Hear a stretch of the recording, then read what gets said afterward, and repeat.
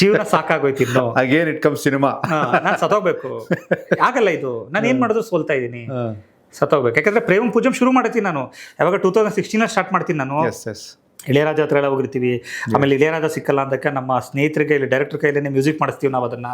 ಇದೆಲ್ಲ ಮಾಡಿಸಿ ಎಲ್ಲ ನಡೀತಾ ಇರುತ್ತೆ, ಬಟ್ ನಿಂತೋಗ್ಬಿಟ್ಟಿರುತ್ತೆ ಕೆಲಸ. ಯಾಕಂದ್ರೆ ನಮಗೆ ಫಂಡ್ ಇರಲ್ಲ ಅಂತ. ನನ್ನ ಫ್ರೆಂಡ್ ಡೈರೆಕ್ಟ್ ಏನು ಮಾಡ್ತಾನೆ, ದುಡ್ಡು ಹುಡುಕ್ತಾ ಇರ್ತಾನೆ, ಅದೊಂದು ಪ್ರೊಸೆಸ್ ನಡೀತಾ ಇದೆ ಅಲ್ಲಿ. ಇಲ್ಲಿ ನನ್ನ ಜೀವನನೇ ಮುಗೀತು, ನಾ ಸಾಯೋಣ ಅಂತ ಅಂದ್ಬಿಟ್ಟು ತೀರ್ಮಾನ ಮಾಡ್ಕೊಳ್ತೀನಿ. ಸಾಯೋಣ, ಹೆಂಗ್ ಸಾಯೋದು? ಸತ್ರ ನ್ಯಾಚುರಲ್ ಆಗಿ ಸಾಯ್ಬೇಕು, ಇಲ್ಲಾಂದ್ರೆ ದುಡ್ಡು ಬರಲ್ಲ ಮನೆಗೆ, ನನ್ನ ಜೀವ ವೇಸ್ಟ್ ಆಗ್ಬಿಡುತ್ತೆ. ಗಾಡಿ ತಗೊಂಡು ಹೋಗ್ಬಿಟ್ಟು ಬಿಡಿಸ್ಕೊಡ್ಬಿಟ್ಟು ಬಿದೋಗೋಣವಾ, ಅಥವಾ ಇನ್ನೇಂಗೆ ಸಾಯೋಣ ಅಂತ. ಆ ಟೈಮಲ್ಲಿ ಡೆಂಗ್ಯೂ ಜಾಸ್ತಿ ಇರುತ್ತೆ. ಒಂದು ಕೆಲಸ ಮಾಡೋಣ, ಸೊಳ್ಳೆಗಳ ಕೈಲಿ ಕಚ್ಚಿಸ್ಕೊಳ್ಳೋಣ, ಡೆಂಗ್ಯೂ ಬರುತ್ತೆ. ಯಾರೂ ಇಲ್ಲ ನಮ್ಮ ಮನೆಯವರು, ID ಕಾರ್ಡ್ ಎಲ್ಲ ಜೋಬಲ್ ಐತೆ, ಪ್ಲೇಟ್ಲೆಟ್ ಕಡಿಮೆ ಆಗುತ್ತೆ. ಗೌರ್ಮೆಂಟ್ ಹಾಸ್ಪಿಟಲಲ್ಲಿ ಯಾರು ಪ್ಲೇಟ್ಲೆಟ್ ಕೊಡೋಕೆ ಬರಲ್ಲ. ಸ್ವಲ್ಪ ದಿನ ಆದಮೇಲೆ ಜ್ವರ ಜಾಸ್ತಿ ಆಗಿ ಹೈ ಫೀವರ್ ಆಗಿ ಸತ್ತೋಗ್ತೀನಿ. ಸತ್ತೋದಾಗ ಅನಾಥಯಣ ಅಂತ ಕೊಡುವಾಗ ಹಿಂದ್ಗಡೆ ID ಕಾರ್ಡ್ ಎಲ್ಲ ತೆಗಿತಾರೆ, ಅಡ್ರೆಸ್ ಗೊತ್ತಾಗುತ್ತೆ, ಮನೆಗೆ ತಗೊಂಡೋಗಿ ಕೊಡ್ತಾರೆ. ನ್ಯಾಚುರಲ್ ಡೆತ್ ಅಂತ ಡೆತ್ ಸರ್ಟಿಫಿಕೇಟ್ ಆಗುತ್ತೆ, ಅವ್ರು ತಗೊಂಡೋಗಿ ಅಲ್ಲಿ ಕೊಟ್ಟು ಕ್ಲೈಮ್ ಮಾಡ್ಕೊಡ್ತಾರೆ 5 ಕೋಟಿನ, ಮಕ್ಳಿಗೆ ಆಗುತ್ತೆ. ಇದು ಪ್ಲಾನಿಂಗು. ಸರಿ, ಸಾಯಿದಂಗೆ ಕಾಫಿ ಡೇಯಿಂದ ಒಂದು 2 ಕಿಲೋಮೀಟರ್ ದೂರಕ್ಕೆ ಹೋಗ್ತೀನಿ. ಅದು ಕಾಫಿ ಡೇ ಎಲ್ಲಿ ಅಂದರೆ ಮದ್ದೂರು ಟರ್ನ್ ಮಾಡಿ ಮಂಡ್ಯಕ್ಕೆ ಹೋಗ್ಬೇಕಾದ್ರೆ ಒಂದು ಕಾಫಿ ಡೇ ಇದೆ ಅಲ್ಲೊಂದು, ಅಲ್ಲಿಂದ ಒಂದು 2 ಕಿಲೋಮೀಟರ್ ದೂರಕ್ಕೆ ಹೋಗ್ತೀನಿ. ಒಂದು ಕೊಳಚೆ ಪ್ರದೇಶ ಇರುತ್ತೆ, 1,000 ಲಕ್ಷ ತೊಳೆ ಇರುತ್ತೆ. ಅಲ್ಲಿ ಬೆಳಗಿನ ಜಾವ 10 ಗಂಟೆಗೆ ಹಿಂಗಡಕ್ಕೆ ಕೂತ್ಕೊಡ್ತೀನಿ. ಕಚ್ಚುತ್ತೆ ಸಿಕ್ಕಾಬಟ್ಟೆ ಕಚ್ಚುತ್ತೆ. ಮಧ್ಯಾಹ್ನ 1:30 ತನಕ ಕೂತ್ಕೋತೀನಿ, ಸಿಕ್ಕಾಬಟ್ಟೆ ಕಚ್ಚುತ್ತೆ. ಏನು ಗಂಧಗಳು ಬಂದ್ಬಿಡುತ್ತೆ. ಸಂಜೆ ಖುಷಿ ನನಗೆ, ಕಚ್ಚಿದ್ರೆ ಖುಷಿ ನನಗೆ, ಇವತ್ತು ಸಂಜೆಗೆ ಜ್ವರ ಬರುತ್ತೆ ನನಗೆ ಅಂತ, ಡೆಂಗು ಅಟ್ಯಾಕ್ ಆಯ್ತು ಅಂತ, ಹೆಂಗೂ ಅಟ್ಯಾಕ್ ಆಗುತ್ತೆ ಅಂತ ಸಂಜೆ ಜ್ವರ ಬರಲಿ ಅಂತ ಕಾಯ್ತಾ ಕೂತಿದ್ದೀನಿ. ಜ್ವರ ಬರಲಿಲ್ಲ, ಸರಿ ನಾಳೆ ಬೆಳಗ್ಗೆ ಬರ್ಬೋದು ಜ್ವರ. ಬೆಳಗ್ಗೆ ನನಗೇನು ಗೊತ್ತಾ, ಒಂದೊಂದು ದಿನ ಕಳೆದ್ರೆ ಅಲ್ಲಿ ಅವ್ನಿಗೆ 100 ರೂಪಾಯಿ ಕೊಡಬೇಕು. ಯಾರಿಗೆ?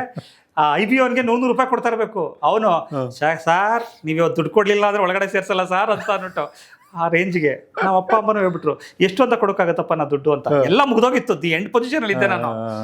ನೆಕ್ಸ್ಟ್ ಡೇ ಜ್ವರ ಬರಲಿಲ್ಲ, ಅದ್ರ ನೆಕ್ಸ್ಟ್ ಡೇ ಬರಲಿಲ್ಲ. 4 ದಿನ ಆಯಿತು, ಜ್ವರನೇ ಬರಲಿಲ್ಲ ಸರ್. ನನ್ನ ಇಮ್ಯುನಿಟಿ ಪವರ್ ಏನೋ ಅದು ಗೊತ್ತಿಲ್ಲ, ಪಾಪಿ ಚಿರಾಯಿ ಅಂತನ ಏನು ಅಂತ. ಆಮೇಲೆ ನಾನೊಂದು ಯೋಚನೆ ಮಾಡ್ತೀನಿ, ಎಲ್ಲ ವ್ಯಕ್ತಿಗಳು ಇಂಥ ಘಟ್ಟಕ್ಕೆ ಬಂದಾಗ ಏನೋ ಒಂದು ಬದಲಾವಣೆಗೋಸ್ಕರ ದೇವರವ್ರನ್ನ ಉಳಿಸಿರ್ತಾನೆ ಅನ್ನುವಂಥದ್ದನ್ನ ಅರ್ಥ ಮಾಡ್ಕೊಂಡಿರ್ತೀನಿ. ಟಕ್ಕಂತ ನನ್ನ ಫ್ರೆಂಡಿಂದ ಫೋನ್ ಬರುತ್ತೆ. ಅದಾಗಿ 2 ದಿನಕ್ಕೆ ಫೋನ್ ಬರುತ್ತೆ, ಪ್ರೊಡ್ಯೂಸರ್ ಸಿಕ್ಕಿದ್ದಾರೆ ಕಣೋ, ಬಾ ಸಿನಿಮಾ ಸ್ಟಾರ್ಟ್ ಮಾಡೋಣ ಪ್ರೇಮ ಪೂಜಮ್ನ ಅಂತ. ಲೋನ್ ಹತ್ರ 1 ರೂಪಾಯಿ ಇಲ್ಲ ಅಂತಾನೆ. ಬಾ, ನಾನೀಗ ಆ ಪ್ರೊಡ್ಯೂಸರ್ ಕೊಡ್ತಾರಲ್ಲ ಆ ದುಡ್ಡೆಲ್ಲ ನಾನು ಕೊಡ್ತೀನಿ, ನೀನು ಎಗೇನ್ ಬಾ, ಸಿನಿಮಾ ಮಾಡ್ತಾ ಪ್ಯಾರಲಲ್ ಆಗಿ ನಿನ್ನ ಬಿಸ್ನೆಸ್ನ ಸ್ಟಾರ್ಟ್ ಮಾಡುವಂತೆ. ಹೆಂಗೂ ಫಂಡ್ ಬರುತ್ತೆ ನಮಗೆ ಒಂದು, ಆ ಫಂಡಲ್ಲಿ ನಿನ್ನ ಬಿಸ್ನೆಸ್ನ ಸ್ಟಾರ್ಟ್ ಮಾಡ್ಕೊಬಿಡುವಂತೆ. ಬೇಡ, ಅಲ್ಲಿ ಇರೋದೇ ಬೇಡ, ಮೈಸೂರು ಮಳವಳ್ಳಿ ಏನು ಬೇಡ, ಎಗೇನ್ ಬೆಂಗಳೂರು ಬಾ ಅಂತ ಹೇಳ್ತಾರೆ. ದೆನ್ ನಾನು ಡಿಸೆಂಬರ್ 31 ನಾನು ವಾಪಸ್ ಬೆಂಗಳೂರಿಗೆ ಬರ್ತೀನಿ. ಯಾವಾಗ 2018 ಜನವರಿ 6ನೇ ತಾರೀಕಿಂದ ನಮ್ಮ ಪ್ರೊಡಕ್ಷನ್ ಹೌಸ್ನ ಶುರು ಮಾಡ್ತೀವಿ. ಅವ್ರು ಪ್ರೊಡ್ಯೂಸರ್ ಆಗಿರೋದ್ರಿಂದ ಅವ್ರ ಹೆಸರು ಶುರು ಮಾಡ್ತೀವಿ, ಕೆದಂಬಾಡಿ ಕ್ರಿಯೇಷನ್ಸ್ ಅಂತ ಅಂದ್ಬಿಟ್ಟು. ಅಲ್ಲಿಂದ ನಾವು ಶುರು ಮಾಡಿಕೊಂಡು ಮನೆ ಮಾಡ್ಕೊಂಡು RR ನಗರಲ್ಲಿ ನಮ್ಮ ಸಿನಿಮಾ ಜರ್ನಿ ಸ್ಟಾರ್ಟ್ ಆಗ್ತಾ ಹೋಗುತ್ತೆ. ಅಲ್ಲಿಂದ ನಾವು ಬಿಸ್ನೆಸ್ನು ಸ್ಟಾರ್ಟ್ ಮಾಡ್ತೀನಿ. ಎಗೇನ್ ಮತ್ತೆ ಫಾರ್ಮಿಗೆ ಬಂದ್ಬಿಡ್ತೀನಿ, 2 ವರ್ಷ ಅಷ್ಟೊತ್ತಿಗೆ ಫಾರ್ಮಿಗೆ ಬಂದ್ಬಿಡ್ತೀನಿ. ಸೊ ಈ ಥರ ನಮ್ಮ ಜರ್ನಿ ಸ್ಟಾರ್ಟ್ ಆಗಿ ಬಂದಿದ್ದು.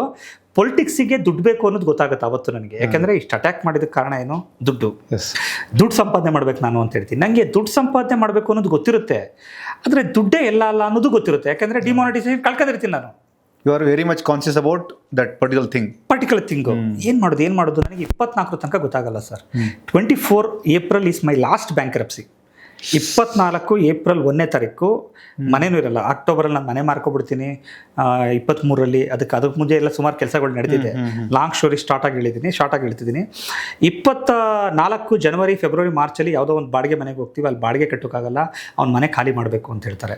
ಅವಾಗ ನನ್ನ ಸ್ನೇಹಿತರೊಬ್ಬರು ರಾಜೇಶ್ ಅಂತ ಇದ್ದಾರೆ, ಅವ್ರ ಹತ್ರ ಮಾತಾಡ್ತಾ ಇರ್ತೀನಿ ಹಿಂಗೇನೆ, ಸರ್ ಅವ್ರಿಗೆ 1 ಲಕ್ಷ ಕೊಡಲಿಲ್ಲ ಅಂದರೆ ಮನೆಯಿಂದ ಓಡಿಸ್ಬಿಡ್ತಾರೆ ಸರ್, ಹತ್ರ ದುಡ್ಡಿಲ್ಲ, ನನಗೆ ಕೊಡಿ ಸರ್, ನನಗೆ 2 ತಿಂಗಳು ಟೈಮ್ ಕೊಡಿ, ನಾನು ಕೊಡ್ತೀನಿ ಅಂತ ಹೇಳ್ತೀನಿ. ಅವ್ರು ಹೇಳ್ತಾರೆ 100 ಕೋಟಿ ಬಿಸ್ನೆಸ್ ಮಾಡಬೇಕು ಅಂತಿದ್ಯಾ ನೀನು, 1 ಲಕ್ಷಕ್ಕೆ ಎದುರ್ಕತೀಯ ಅಂತ ಹೇಳ್ತಾರೆ. ಸರ್ ಅದು ನನ್ನ ಲೈಫಲ್ಲಿ ದೊಡ್ಡ ಸ್ಟ್ರೈಕ್ ಆಗೋಯ್ತು ಸರ್. ಅಲ್ಲಿ ತನಕ ನನಗೆ ಹೆಂಗಾಗಿತ್ತು ಅಂದರೆ, ಮನೆ ಓನರ್ ಯಾರು ಕಾಲಿಂಗ್ ಬೆಲ್ ಮಾಡಿದ್ರು ಭಯ ಆಯ್ತಿತ್ತು, ಓನರೇ ಬಂದಿರ್ತಾನೆ ಬೈತಾನೆ ಅಂತ ಅನ್ನುವಂಥ ಭಯ ಇತ್ತು. ಅವತ್ತು ನಾನು ಏನು ತೀರ್ಮಾನ ಮಾಡ್ತೀನಿ, ಇಲ್ಲ ಧೈರ್ಯ ತಗೋಬೇಕು ಅಂತ ಅಂದ್ಬಿಟ್ಟು ಬಾಕ್ಲನ್ನ ಓಪನ್ ಮಾಡಿಬಿಟ್ಟು ಬೆಳಗಿನ ಜಾವ ಕೂತ್ಕೊಡ್ತೀನಿ. ಬರ್ತಾರೆ, ಮನೆ ಖಾಲಿ ಮಾಡ್ತೀನಿ ಅಂತ ಹೇಳ್ತೀನಿ. ಆಯಿತು ಖಾಲಿ ಮಾಡ್ತೀನಿ ಅಂತ ನಮ್ಮ ವೈಫ್ ನಮ್ಮ ತಂದೆಗೆ ಹೇಳ್ತೀನಿ.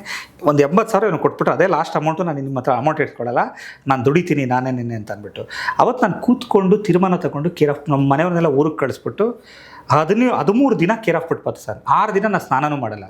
1, 2, 3 ಆ ವಿಡಿಯೋಗಳು ಕಳಿಸ್ಕೊಡ್ತೀನಿ ನೋಡಿ ನಿಮಗೆ. ಡೇ 1 ಎಂಜಾಯಿಂಗ್, ಡೇ 2 ಎಂಜಾಯಿಂಗ್ ಅಂತ ಅಂದ್ಕೊಂಡು 6 ದಿನ ಕಳಿತೀನಿ. ಅವತ್ತು ನಾನು ಯೋಚನೆ ಮಾಡೋದೇನು ಗೊತ್ತಾ, ನನ್ನ ಹತ್ರ ದುಡ್ಡಿದೆ ಅಂದರೆ ದುಡ್ಡಿಲ್ಲ, ನಾನು ಬಿಸ್ನೆಸ್ ಮಾಡೋಕ್ಕಾಯ್ತಿಲ್ಲ. ಬಟ್ ಯಾರ ಹತ್ರನೂ ದುಡ್ಡಿರುತ್ತೆ, ಅವನೇನಕ್ಕೋ ಬಿಸ್ನೆಸ್ ಮಾಡದೇ ಇರ್ತಾನೆ, ಅವನಿಗೆ ನನ್ನ ನಾಲೆಡ್ಜಾಗಿ ಕೊಡೋಣ. ಅವನ ಹತ್ರ ಹೋಗಿ ಹೇಳ್ತೀನಿ, 100 ಜನದ ಹತ್ರ ಪ್ರಪೋಸಲ್ ಇಡ್ತೀನಿ, ಸರ್ ನಿಮ್ಮ ಬಿಸ್ನೆಸ್ನ ಡೆವಲಪ್ ಮಾಡ್ತೀನಿ, ನಿಮಗೆ ದುಡ್ಡು ತಂದು ಕೊಟ್ಟರೆ ನೀವು ನಂಗೆ ದುಡ್ಡು ಕೊಡಿ, ಇಲ್ಲಾಂದ್ರೆ ಕೊಡಬೇಡಿ ಅಂತ ಓಕೆ ಓಕೆ ಓಕೆ ಒಬ್ರು ಒಪ್ಪಲ್ಲ ಸರ್, ಒಬ್ರು ಒಪ್ತಾರೆ, ರಾಜಶೇಖರ್ ಅಂತ ಅಂದ್ಬಿಟ್ಟು. ಅವ್ರ ಸಂಸ್ಥೆಗೆ 2 ತಿಂಗಳು ಕೆಲಸ ಮಾಡಿ ಒಂದು 16 ಕೋಟಿ ರೂಪಾಯಿ ಪ್ರಾಜೆಕ್ಟ್ ತಂದು ಕೊಡ್ತೀನಿ, 10 ಲಕ್ಷ ರೂಪಾಯಿ ಇಸ್ಕೊಡ್ತೀನಿ. ಸೊ ಅಲ್ಲಿಂದ ನಮ್ಮ ಲೈಫು ಚೇಂಜ್ ಆಗುತ್ತೆ. ಆಮೇಲೆ ಕನ್ಸಲ್ಟೆಂಟ್ ಆಗ್ತೀನಿ, ಸ್ಟ್ರಾಟಜಿಸ್ಟ್ ಆಗ್ತೀನಿ.